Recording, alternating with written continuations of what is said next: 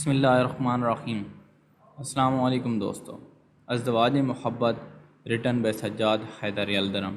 دوستو، یہ ہماری کہانی کا آخری حصہ ہے۔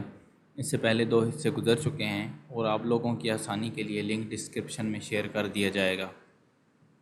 دشمنوں نے ہمارے افسر بالا کے کان بھرے اور ایک دن مرگ مفاجات کی طرح ہمارے پاس یہ حکم آیا، دونوں حدود ریاست سے باہر 48 گھنٹے میں نکل جائیں۔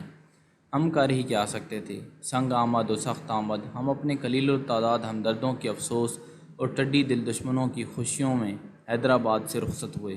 قمر النساء نے مجھ سے آبدیدہ ہو کر کہا، دیکھا میری وجہ سے تم پر یہ مصیبت نازل ہوئی، لیکن مجھے باخدا ذرا بھی جو اس کا خیال ہو کہ مجھ پر یہ مصیبت ہے، میں اپنے تئیں دنیا میں سب سے بڑا خوش قسمت سمجھتا تھا، کیونکہ میری قمر النساء میرے ساتھ تھی۔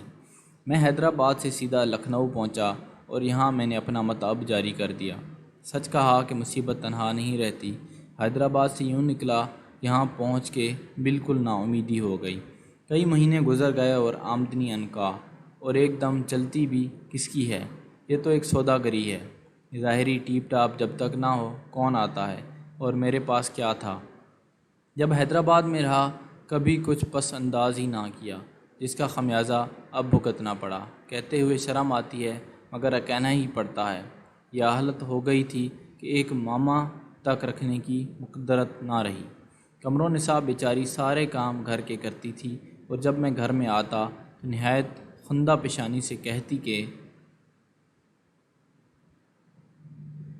کھانا پکانا اور گھر کا کام کرنا مجھے بہت اچھا معلوم ہوتا ہے۔ اس کا یہ کہنا گو وہ دل سے ہی ہوتا تھا، مجھ پر تیر کا کام کرتا تھا۔ میں کہتا تھا کہ ہائے، میں کم بخت ہی تو اس بیچاری پر ان مصیبتوں کے پڑنے کا باعث ہوا ہوں۔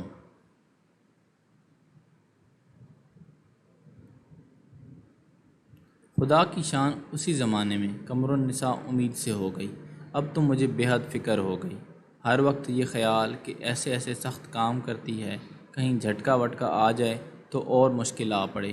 اسی فکر میں رات دن گھلتا تھا اور کچھ نہ کر سکتا تھا۔ میرا کوئی رشتہ دار بھی نہ تھا کہ کس کے ہاں جا پڑتا، اور قمر النساء بھی کہتی تھی کہ میں یتیم اور بالکل بے دالی وارث ہوں۔ لیکن ایک دن خود ہی اس نے کہا کہ پٹنہ میں میرے ایک دور کے رشتہ دار ہیں، شاید وہ زندہ ہوں، چلو وہیں چلیں۔ مجھ کو اس بات کا خیال کرتے بھی شرم آتی تھی کہ میں ان کے یہاں جا کے پڑھوں گا، لیکن کیا کرتا؟ قمر النساء کی جان بھی پیاری تھی۔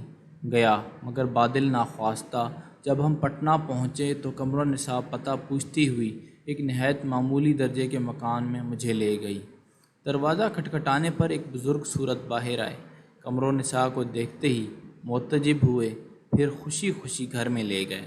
گھر میں ایک بڑی بی تھی جو ہم دونوں پر صدقے ہوئیں، اور قمر النساء سے کہنے لگیں کہ میری بھانجی، تمہیں تو ہم مردہ خیال کر چکے تھے۔ 2-3 دن میں یہاں رہا۔ ایک دن قمر النساء کے خالو ہمارے میزبان نے مجھ سے کہا،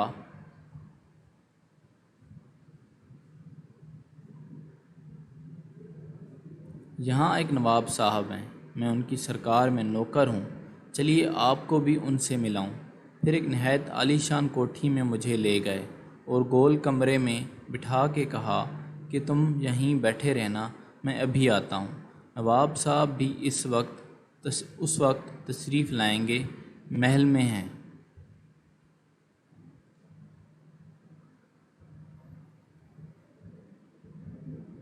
میں اکیلا بیٹھا رہا، کوٹھی کی ایک ایک چیز کو دیکھتا تھا اور عش عش کرتا تھا، لیکن ایک بات سے حیرت تھی، ساری کوٹھی میں سناٹا تھا۔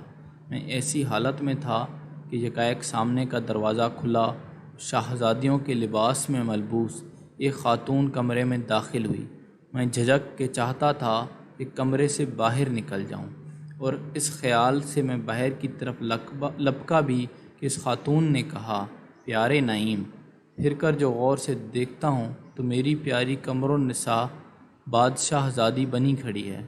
بے ساختہ میری زبان سے نکل گیا، میں خواب دیکھ رہا ہوں یا میری آنکھیں دھوکہ دے رہی ہیں؟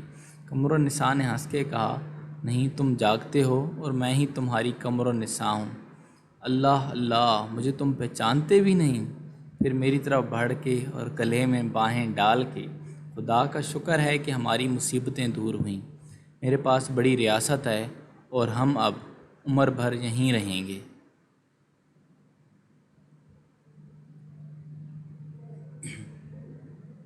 میں نے حیرت زدہ ہو کر پوچھا، تو تم نے حیدرآباد میں نوکری کیوں کی تھی؟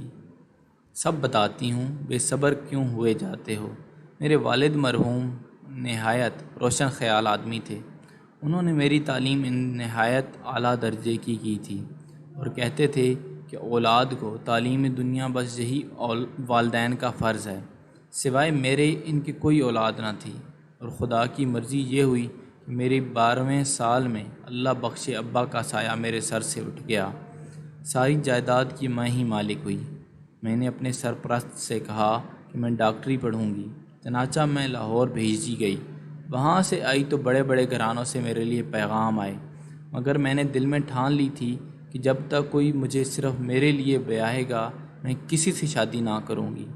اس لیے غریب بنی اور حیدرآباد آ گئی، اور صدقے اس کی کریمے کے کہ اللہ نے تم جیسا پیارا خاوند مجھے دیا، جس نے مجھے میری دولت کے لیے نہیں بیاہا بلکہ صرف میرے لیے۔ ساری دنیا مجھے برا کہتی تھی، میری طرف سے بدگمان تھی، پھر بھی میرا بوسہ لے کر تم نے مجھ سے شادی کی، اور میں نے تمہارے ساتھ ساری مصیبتیں جھیلیں، صرف یہ دیکھنے کے لیے کہ آیا تمہیں مجھ سے اصلی محبت ہے یا اکتا جاؤ گے۔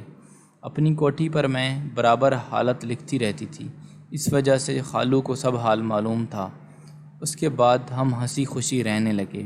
یہ کہے کہ نعیم رکا اور پھر بھرائی ہوئی آواز سے کہنے لگا، مشیت ایزدی میں کس کو دخل ہے؟ 8 سال بعد اللہ نے قمر النساء کو بھی مجھ سے چھین لیا۔ اب وہ جنت میں ہے اور میں یہاں زندگی کے دن پورے کر رہا ہوں۔ ایک اس کی یادگار ہے اور وہی میری زندگی کا سہارا ہے، یعنی میری پیاری بیٹی نجم النساء، جو ہمارے پٹنے آنے کے 5 مہینے بعد دنیا میں آئی تھی۔ اللہ اسے جیتا رکھے۔ میری طبابت بھی یہاں خوب چمکی، اور اب میری ذاتی جائیداد بہت کچھ ہے۔ اس لیے میرا ارادہ ہے کہ قمر النساء کی جائیداد کسی کار خیر کے لیے وقف کر دوں۔ عزم یہ ہے کہ کل جائیداد عورتوں کی تعلیم کے واسطے وقف کر دوں۔ جب محمڈن یونیورسٹی بنے تو ایک کالج خاص طور پر مسلمان خاتونوں کے لیے تیار کیا جائے۔ 1 لاکھ کی جائیداد ہے۔ میرے خیال میں کالج کے ابتدائی اخراجات کے لیے کافی ہوگی۔ تمہاری کیا رائے ہے؟ میں نے تو کہا، ضرور واللہ ضرور، خدا تمہارے ارادے میں برکت دے۔ کل قوم احسان مند ہوگی، مگر شب بخیر، نیت شب حرام۔ چلیے رات بہت آئی ہے، لو 1 بج گیا، اب چل کے سونا چاہیے۔ یہ کہے کہ ہم کوٹھی میں داخل ہوئے۔ اب کوٹھی کی ایک ایک چیز مجھے عجیب معلوم ہوتی اور میرے دل پر عجیب اثر ڈالتی تھی۔ ہے یوں کہ کسی کا ہو رہے آتش، کسی کو کر رکھے 2 روزہ عمر کو انسان، نارائے گاں کاٹے۔ دوستو، بڑی ہی مزیدار کہانی تھی یہ، اور ایک سچی محبت پہ ایک قسم کی کہلیں مبنی تھیں۔ اللہ ہم سب کو سچی محبتیں نصیب کرے اور اس کی قدر کرنے کی توفیق عطا فرمائے۔ جزاک اللہ۔ اگر آپ کو کہانی پسند آئی ہو تو اس کو ضرور شیئر کریں اور ہمارے چینل کو سبسکرائب کر کے ہمارا حوصلہ بڑھائیں۔